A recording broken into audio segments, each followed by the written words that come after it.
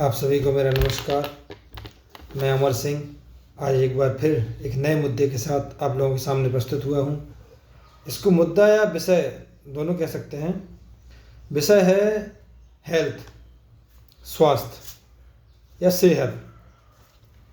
ये शब्द ही एक अपने आप में कॉन्फिडेंस देता है। हेल्थ का जो मतलब होता है, उसका मतलब होता है कि एक व्यक्ति फिजिकली, मेंटली और सोशली फिट रहे, वेल रहे। कैसे? आप फिजिकली से समझ लीजिए कि शारीरिक रूप से अगर आप स्वस्थ हैं, शारीरिक रूप से आप फिट हैं, तो आप कोई भी कार्य करने में या कुछ भी करने में आप सक्षम हैं और आप बीमारियों से भी बहुत दूर रहेंगे। दूसरी मेंटल हेल्थ होती है, यदि आप फिट हैं, आपके शरीर में कोई बीमारी नहीं है, आपका शरीर फिट है, तो आप निश्चित ही मानसिक तौर से तंदुरुस्त रह पाएंगे। तीसरा है सोशल। जब आप शारीरिक रूप से स्वस्थ हैं और मानसिक रूप से तंदुरुस्त हैं, तो आप सोसाइटी में भी एक अलग ही पहचान बनाएंगे। सोसाइटी में भी आप एक जो सोशल एनवायरनमेंट होता है, उसमें भी आप खुद को सहज महसूस करेंगे। आजकल स्थिति क्या बन रही है कि लोग फिटनेस पर या हेल्थ पर ज़्यादा ध्यान नहीं देते हैं, और उसी वजह से आज के समय में जो सबसे ज़्यादा बीमारियां हो रही हैं या सबसे ज़्यादा जो डिसीज़ हो रहे हैं, उनका मेन कारण हेल्थ होता है, फिटनेस होता है। शारीरिक, मानसिक और सामाजिक तीनों रूपों से अगर व्यक्ति तंदुरुस्त है तो वही फिट माना जाता है। प्रायः फास्ट फूड इतने टाइप के आ गए हैं, आधे से ज़्यादा युवा जनरेशन को फास्ट फूड ने बीमार कर रखा है। दूसरी चीज़, मोबाइल्स में व्यस्तता, टीवी में व्यस्तता या कंप्यूटर सिस्टम पे गेमिंग, इन सब की वजह से भी इंसान ना तो मेंटली प्रिपेयर हो पा रहा है किसी चीज़ के लिए, ना ही शारीरिक रूप से फिट है। क्यों? क्योंकि फिजिकल एक्टिविटीज़ को बिल्कुल ही बंद कर दिया है। आप देखते होंगे पहले के लोग घूमने जाते थे, या पहले के लोग एक्सरसाइज करते थे, कसरत करते थे, कुश्ती खेलते थे। गेम्स ही ऐसे थे जिनसे आदमी ऑटोमेटिकली फिट रहता था। पर स्थिति आज क्या हो गई है? मोबाइल गेमिंग, कंप्यूटर गेमिंग, या बैठकर अपना टाइम निकाल देते हैं। और खाने की इतनी वैरायटी बढ़ गई है कि हर चीज़ में आदमी फास्ट फूड का यूज़ करेगा या ऐसे ऐसे अनहेल्दी चीज़ें खाएगा जिससे उसका वेट बढ़े। निश्चित ही वजन बढ़ना बीमारियों का कारण होता है।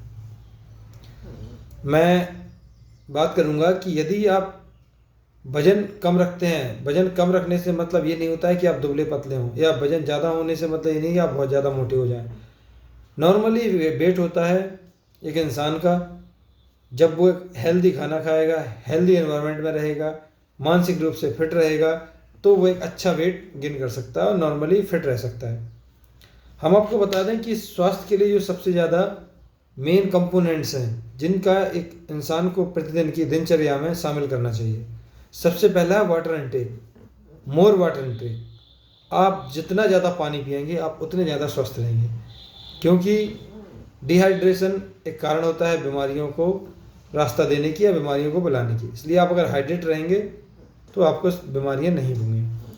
दूसरा होता है वॉच लेस स्क्रीन टाइम। आप बाहरी दुनिया में या बाहरी चीज़ों में या बाहरी गेम्स में इन्वॉल्व हों, ना कि मोबाइल और स्क्रीन वॉचिंग में। इससे भी आप निश्चित ही फिट रहने के लिए और हेल्दी रहने में सक्षम रह पाएंगे। तीसरा आता है मोर फिजिकल एक्टिविटीज़। आप घर पर बैठे रहेंगे, पूरे मन का खाते रहेंगे, कुछ काम नहीं करेंगे, फिजिकल एक्टिविटीज़ में इन्वॉल्व नहीं होंगे, तो निश्चित ही आपका बहुत बड़ी बीमारी इंतज़ार कर रही है। आज के समय पर इतना ज़्यादा खाने में, हर सामान में, जितने भी प्रोडक्ट्स हैं, सब में मिलावट आ रही है।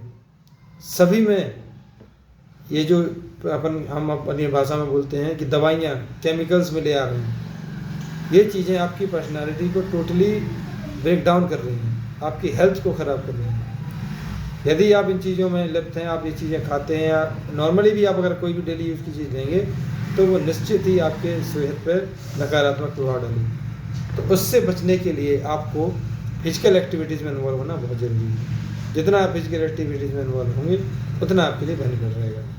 उसके बाद है अगला, ईट फ्रूट्स एंड वेजीज। आप जितने ज़्यादा फल फ्रूट खाएंगे, आप जितनी ज़्यादा सब्जियां खाएंगे, उतना ज़्यादा आपके लिए फ़ायदा है। सेहत को बनाने के लिए फास्ट फूड, ऑयली प्रोडक्ट्स को आपको अवॉइड करना होगा, अनहेल्दी फूड्स को अवॉइड करना होगा। अगला है get more and better sleep. आप नींद पूरी कीजिए। आज के समय पर मुख्य जो समस्या है वो यहाँ भी है कि लोग या बच्चे या युवा मोबाइल फ़ोन्स देखने में, टीवी देखने में ज़्यादातर समय निकाल देते हैं। उससे क्या होता है, उससे आप नींद पूरी नहीं कर पाते हैं, और अगर आप नींद पूरी करने जाएंगे तो आप अपने जो डेली रूटीन है उसको बिगाड़ देंगे। क्योंकि हर युवा को या हर व्यक्ति को सुबह जल्दी उठकर वॉक पे जाना, घूमने जाना या दौड़ने जाना या जिमिंग करना, ये सब इन्वॉल्व होता है इसमें। लोग कहते हैं बॉडी बनानी है, जिम करेंगे फिट हो जाएंगे। सिर्फ जिम अकेले ही आपको फिट रखने के लिए कारगर साबित नहीं होगा। आपको पहले ग्राउंड पर जाकर physical activities, warm up, exercise, running, body को गर्म करके और बॉडी को मेंटेन करके आप जिम करें। यदि आप वजन घटाने की कोशिश कर रहे हैं तो सिर्फ जिम आपके लिए कारगर नहीं है, उसके लिए आपको ग्राउंड से जुड़ना होगा। प्रत्येक व्यक्ति को मैं चाहूँगा कि वो अपनी दिनचर्या में फिजिकल एक्टिविटीज़ को ऐड करे, जितना हो सके ग्राउंड से जुड़ा रहे। क्योंकि आज के समय में मैंने देखा है, मैं मोस्टली कई लोगों के साथ हॉस्पिटल गया हूँ, जितनी भी बीमारियों का कारण है डॉक्टर यही बोलते हैं, आप ब्लड प्रेशर बढ़ रहा है, शुगर बढ़ रही है या वेट बढ़ रहा है, प्रत्येक डॉक्टर यही सलाह देता है कि आप सुबह घूमने जाइए, आप फिजिकल एक्टिविटीज़ कीजिए। आप ज़्यादा लोड नहीं लीजिए, बट नॉर्मली आप कर सकते हैं, जिससे कि आपको सुबह सुबह की जो एक ऑक्सीजन होती है वो बहुत फ़ायदेमंद होती है प्रत्येक व्यक्ति के लिए, चाहे वो बीमार हो चाहे वो ना हो। और सुबह का उठना आपके पूरे दिन को बना देता है। यदि आप लेट उठते हैं, 10-11 बजे उठ रहे हैं, आप अपना रूटीन बिगाड़ रहे हैं, तो उससे आपको ही नुकसान होगा। प्रत्येक व्यक्ति को अपनी दिनचर्या बनानी चाहिए, निर्धारित करनी चाहिए, अगर आपको हेल्दी रहना है तो। आजकल युवाओं की कोई दिनचर्या नहीं है, जब जागे तभी सवेरा, कब उठते ही मोबाइल चलाना शुरू कर दिया, बेड पे ही खाना आ गया, नाश्ता आ गया, खाया पिया अपना मस्त, कोई किसी चीज़ में इन्वॉल्वमेंट नहीं। मैंने पिछले वीडियो में बताया था, लक्ष्य निर्धारित नहीं होना भी इसका एक कारण है। जब आपका लक्ष्य निर्धारित नहीं है तो आप क्यों सुबह उठोगे या आप क्या करोगे? जब आपको लक्ष्य निर्धारित करोगे तो आप अपना रूटीन बनाओगे कि मुझे उसको पाने के लिए ऐसे ऐसे फॉलो करना होगा। बट आप 10 बजे उठ रहे हो। यंग जनरेशन अगर सोती रहेगी कि देश का क्या होगा, और जब देश आगे नहीं बढ़ पाएगा और आपकी हेल्थ खराब होगी, आपको बीमारियां घर कर जाएंगी, तो आप निश्चित ही बीमार रहकर अपना खुद का ही नुकसान करेंगे। मैं सभी से यही कहना चाहूँगा, हेल्दी रहना है तो आपको हेल्दी फ्रूट्स खाने होंगे, हेल्दी फ्रूट्स, सब्जियाँ, जो भी आपकी दिनचर्या उसको नियमित बनाना होगा। सुबह उठना, ग्राउंड पे जाना, वार्म अप करना, वर्कआउट करना, घर आना, जितने भी अनहाइजेनिक या ऑयली फूड्स हैं उनको अवॉइड करना।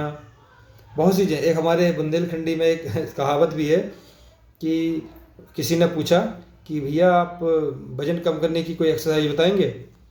तो सज्जन व्यक्ति एक थे सामने, उन्होंने बहुत अच्छा जवाब दिया। बोले हाँ, एक एक्सरसाइज होती है, आप अपनी गर्दन को लेफ्ट करिए और राइट करिए। तो बोलते हैं अच्छा, लेफ्ट राइट करने से वेट कम हो जाएगा? बोले हाँ। बोले आपको करनी कब है? जो व्यक्ति थे उन्होंने पूछा कि ये करनी कब है एक्सरसाइज? तो बोलते हैं ये एक्सरसाइज आपको तब करनी है जब आपको कुछ खाने को कोई दे, तो आपको सिंपली मना करना है।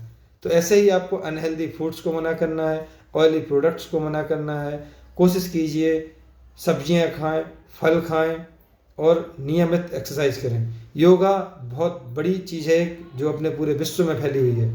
आप सुबह उठकर वर्कआउट से पहले या वर्कआउट के बाद आप योगा करेंगे, निश्चित ही इसका आपको बहुत अच्छा रिजल्ट मिलेगा।